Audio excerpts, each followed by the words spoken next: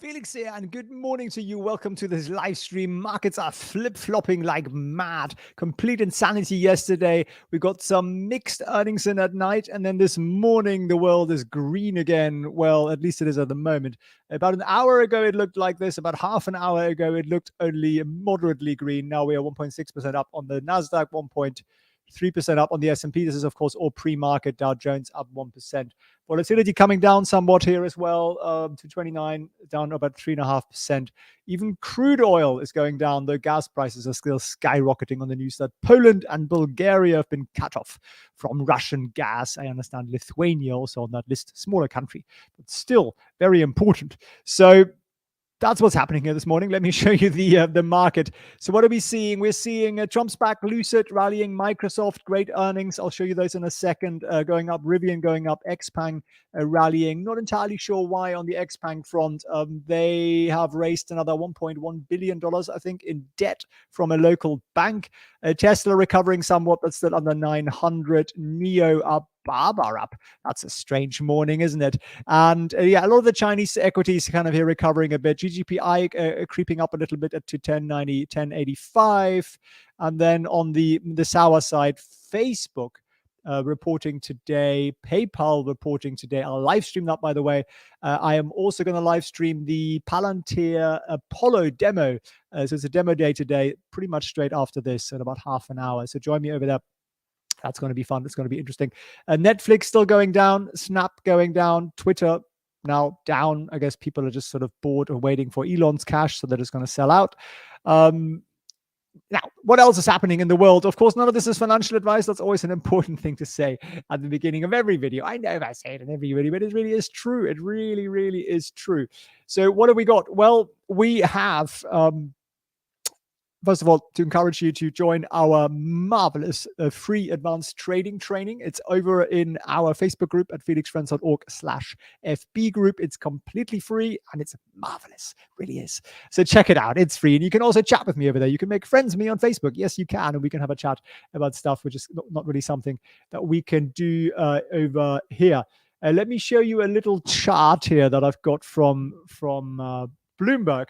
Can you see that here? And it's a little small. Hang on, let me make it a little bit bigger. And then we run through some numbers as well here.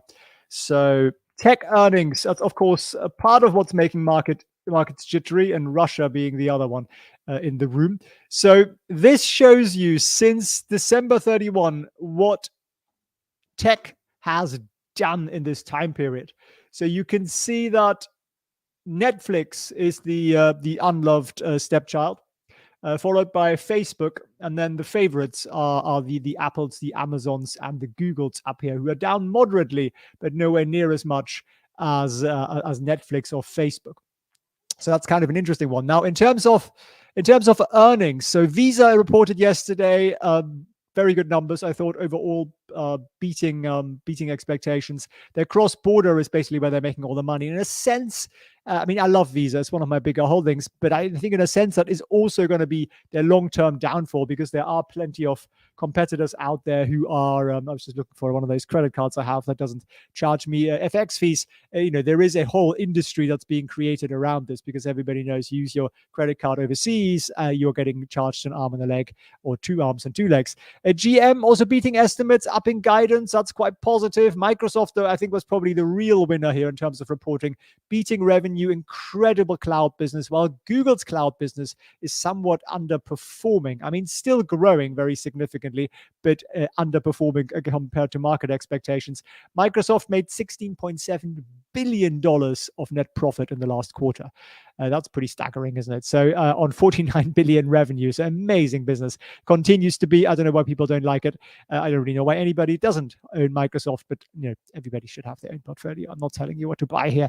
GE was pretty poor, really. And then there was also the Robinhood news, so they're cutting 9% of their staff, which kind of emphasizes that this business is not really either it isn't very well run, or it isn't necessarily going to grow as much as that. Michael saying, come on, hit that like button. It costs nothing. Thank you, Michael. It really doesn't, and it makes all the difference in the world to my videos, and encouraging me to make videos. So good morning to everybody here.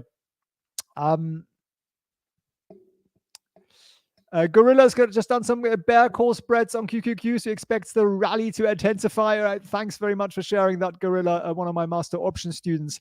You can also be one of those. Just go to felixfranz.org/options down below. Take advantage of that coupon, Prosper. Prosper is the coupon valid until the end of the week. So jump on that and make some money because volatility is here. Volatility is really here in all its glory. VIX is again around the 30-point mark, and that's just marvelous. That means making money has just gotten easier. Markets overall up over what percentage point? We also have some other news of the day. Let me just run you through a couple of these. So futures looking nice. We just see a few stories here. No, that's not what I wanted. What did I want? I wanted this here. Yes, indeed. So European gas prices have jumped up 28%. I made a video on that yesterday. I think it's significant, very significant. Why?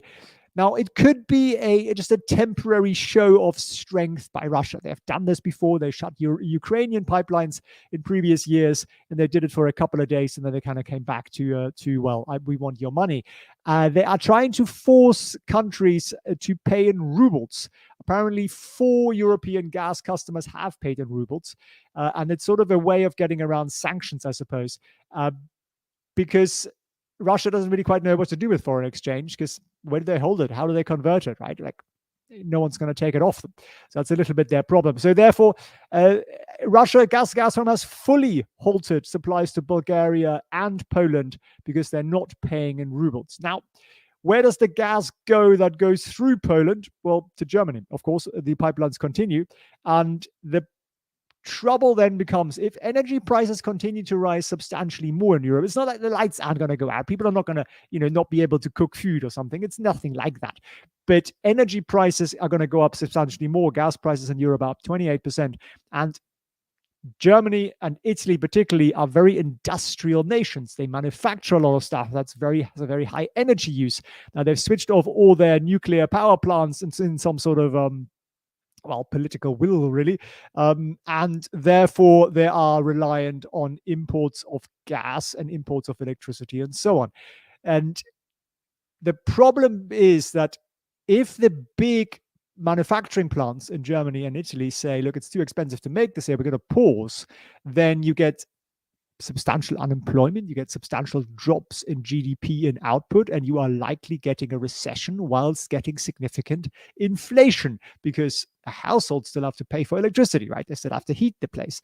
So that's kind of the trouble here. And if, an economy like Germany, I'm German originally, you might realize that is, for example, one of the few countries or the only country in the world that actually has an export surplus with China, for example. So they're a massive exporter.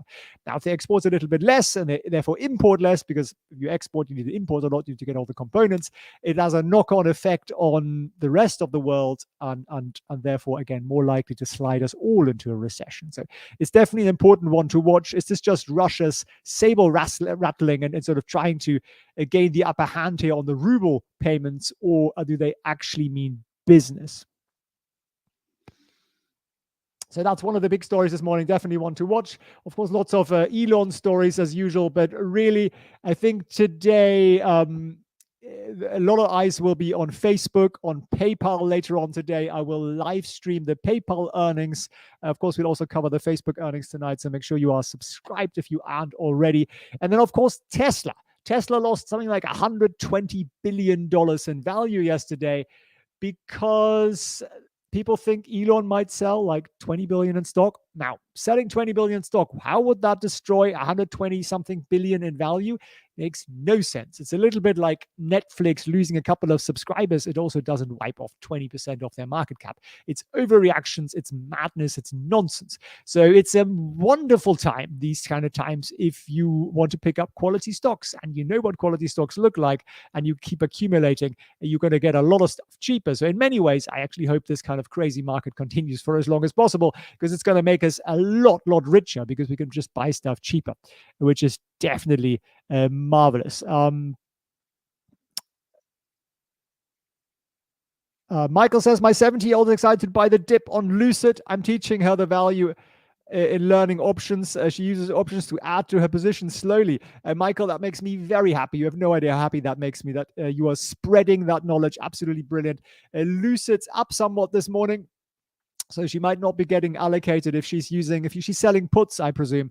Then she's not having any luck with actually getting an lucid, but hopefully making a lot of money on the premiums. Selling options is a great idea in markets like this. Buying options is a terrible idea in markets like this because the volatility is far too high. You can see here lucid actually top of the table, 5.78% up today.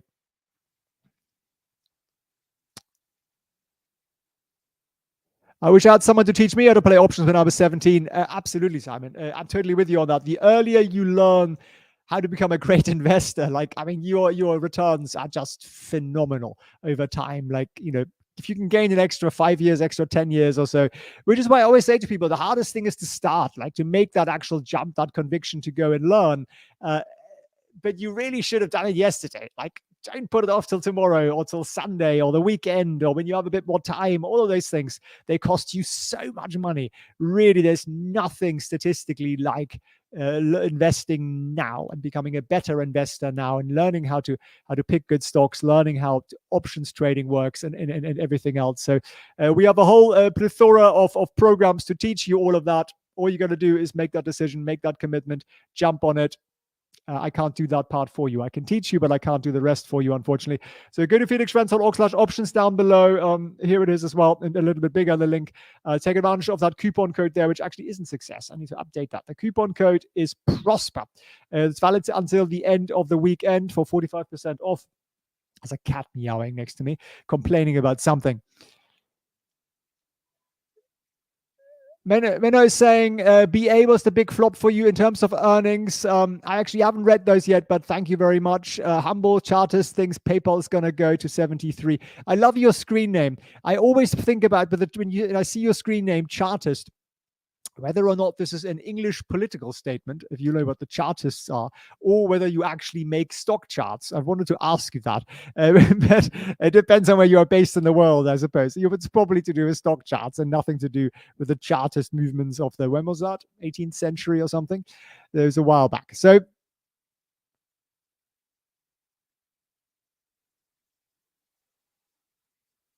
George is asking, is it time to trade bonds? Well, let me show you the bond market.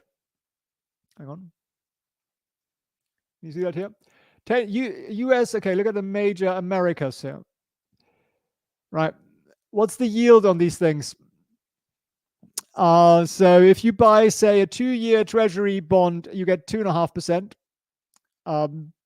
You know what inflation is, right? It's like 7%, maybe 8, 9, 10%. So how does this make any sense? The 10-year is at 2.75. That's the yield. So how does that make any sense? I sort of wonder. Brazilian bonds, on the other hand, they really pay above inflation, but then you have a massive risk that they might not pay you, and the currency is going to go up and down like mad. So I don't see, at this point, to be honest with you, a lot of merit in bonds. Now, some people say heading into a recession, you should buy some short-term bonds, like 1 or 2-year government bonds. They are going to go the year, they're going to make you money by going up. But with a yield of 2%, how much money could they possibly make you? It might be a hedge, and that's always a good thing. And then you can sell it as the market has tanked, and then sell the bonds when they have gone up because they go the opposite direction and put it back into stocks. It's a fair strategy. It's just I don't know if that's really worthwhile. ADUQ, I just enjoyed enrolled in your options class. Do I need to enroll in the Patreon also? No, you don't need to. Just if you go onto the Master Options curriculum, the first lesson will give you steps how to get onto our private chat group. That's what I highly recommend you do. There's a lot of value over there. You don't have to join the Patreon. It's a separate beast, really, about chats, about information and research and stock trackers and things like that, benchmarks, templates.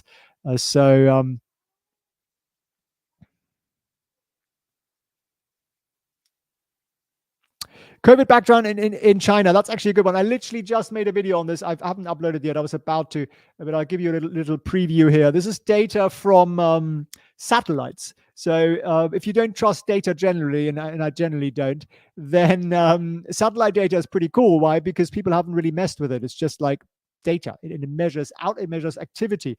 And what you can see is that the let me get a pen, that the factory output's actually pretty good. We are at pretty good levels here. So factories are sort of working, maybe not at quite full capacity, but they are working. Nothing like the COVID slump that we had over here. So that's quite positive. Move this. No, I'm just drawing lines. Now, the real concern for me is Chinese ports, because look at that. Chinese ports are just not functioning. Basically, nothing is going in, nothing's going out. I mean, not quite nothing, but not usual levels. And that's a significant drop even below 2019, 2020 COVID levels or mid 2021 COVID levels. So that's a concern. And it just means that exports aren't going out. So say, NEOs are not being shipped to Europe probably on time, or Tesla's not being shipped out. And all the components, all the semiconductors, all the little bits that China makes that go into other companies overseas manufacturing are not going out, and all these components that are going into China to make things in China are not coming in. And this is perhaps part of this sort of great decoupling of China and the US. And in the long run, it might work out well for China. I mean, the US economy is, to a large extent, quite self-sufficient, right? And I think that's kind of where China is heading with this. But that's kind of the one to watch. China retail spending also slowing down, but again, not as dramatically as during the COVID early 2020 lockdown. So that's sort of moderate. But really, I think if you factor in that the US dollar has gone up tremendously versus the renminbi, and China has a significantly larger export than import, you might always think that they're announcing they might cut interest rates in China, going in the opposite direction of the US. This might actually work very much in China's favor, because their exports will be that much cheaper, and they'll be able to kind of regain a lot of export market share. And then some people are now complaining to Biden that he should ease some of the tariffs on Chinese goods, because that's really, really hampering inflation fighting. So this could all work out quite well for China in the long run, but in the short term, definitely an important space to watch. Owner Vip asking, where can I find good videos on how to set up options in Think or Swim? Having difficulty with that. If you are on my Master Options program, I literally do a live stream every week where I show you exactly how I set up all of my trades in Think or Swim. So that might be a good place to start. Green banner down below, links also in the description, felixfriends.org/options.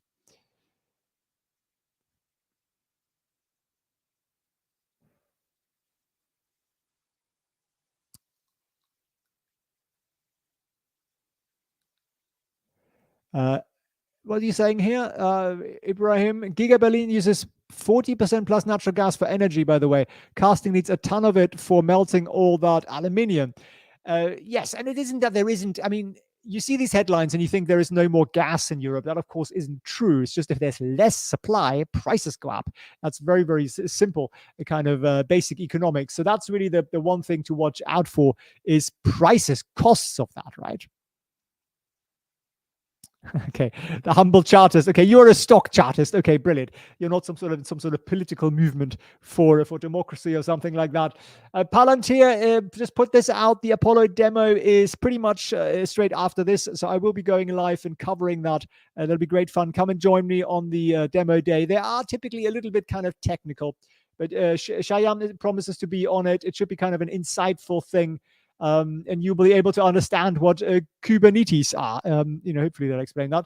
So there's quite a lot of high-level stuff there, but it's definitely an interesting one. The chief architect and head of the Apollo platform is going to be on that. So I look forward to that. I like understanding these kind of businesses that are a little bit beyond what most of us deal with day to day, but I think it helps us to kind of understand future investment opportunities, whether it's Palantir or something else in that space. Vipper says, okay, the live goes very good. Go back to one of the earlier live streams, and I think you'll see me running through that more slowly. Otherwise, we have a Think or Swim channel in the chat, which you can jump on. Here it is. If you go onto the Think or Swim channel in here, just ask a question and tag me. Just write @FelixFriends or @Jesus, who's also one of our coaches, and we will definitely answer you over there. So just jump on that and ask your questions over there.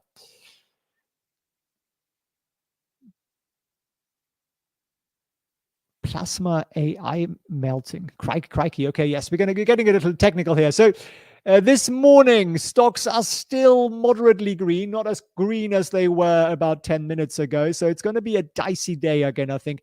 I think really all eyes are on earnings today. The key ones are after hours. I will live stream the PayPal one. So do join me for that. If you haven't already, smash that subscribe button. You are missing out. Turn on the little alert bells, and you get notifications for all the videos I do. I cover usually quite a lot of earnings live. And then I also I did a summary last night, for example, just a couple of minutes of the key earnings of the day that we really need to know about to understand what's going on here. So Microsoft flying. I might also do some more options trading today, maybe after the Apollo live. And I, of course, will put that out for my master option students. So I always share all of my trades. I'm always transparent with that. Facebook's down here. Robinhood's down. Robinhood shedding 9% of their workforce. Netflix, Square. Some of the Chinese stocks are down. SoFi down a little bit to 621. Crikey. That is a low price. Palantir is at $11. And BAC just doesn't stop falling, right? The banks keep falling, and not entirely sure why. It doesn't really make sense. Yes, indeed. Very interesting to see what PayPal delivers in terms of numbers. Let's just hope that there isn't a slip up, sort of a small slip up on the future. We do expect the Russia numbers to kind of have an impact because they have a fairly significant presence in Russia. Let me show you this here. There we go. You see this? Average monthly user numbers of, sorry, this is Facebook. I'm getting my numbers messed up in my head. For Facebook, we are expecting, this kind of drop off here in monthly active users. That's in total 140, 170 million or so. Obviously, it doesn't affect PayPal as much, although PayPal was also active there and they've shut down their operations. But yeah, I was mixing up some numbers here. So QQQ now just up 0.03% pre-market. So very interesting to see whether or not that holds. We have some green and some red. NEO is up. Xpeng's up. Lucid's up. Tesla is up to 897, still on the $900. So let's see where we are. Thank you for all the likes. Thank you for all the smashing subscribers here, which I appreciate. And thank you to our friend here on Facebook. I can't see your screen name, unfortunately. I just see you as Facebook user. I appreciate the AL aluminium explanation. Righty-ho. If you have any questions, do shout them out. Now is the time. Otherwise, markets looking optimistic, but the optimism is fading very, very fast this morning. Let me have a quick look if we have any major Bloomberg news this morning. Here we go. EU warns Russian gas buyers that ruble payments breach sanctions. Okay, there are 4 European buyers who have paid in rubles. So this basically means there is a real standoff now between Europe and Russia over gas. And that could therefore result in an actual, effective embargo on Russian gas. If Russia isn't willing to sell their gas in euros or US dollars, then there will be no more gas in Europe. Now, does that mean the lights go out? No, it doesn't. It just means that electricity prices go up significantly. I mean, we're talking probably a 40, 50%, and that might make some manufacturing in Europe no longer viable, like aluminium, for example, what we're just talking about with Tesla here. And that, therefore, will have a significant impact on GDP in Europe. So it'd be very interesting to see what happens there and how that has a knock-on effect. But yeah, definitely one to really watch. We also just ran through the China lockdowns numbers which are mixed, essentially. Factories doing quite well, but the ports are really the problem. Nothing's coming in, nothing's going out. So there we go. Ibrahim says, I deserve the break on the bleed. I don't mind. I have a very, very long, I'm a very patient investor, so I don't really mind what's going on there. Am I covering T-Doc's earnings tonight, Jack? I will definitely look at that. What I do is a little bit what I did yesterday. I'll do a roundup of the key earnings just after they come out so that we can kind of hit all of those in one go. And T-Doc definitely want to look at as well. So thank you very much for tuning in. I'm going to hop over to the Palantir Apollo live stream demo day. So I'll see you over there in a few minutes. Join me. I appreciate you watching. I appreciate you tuning in.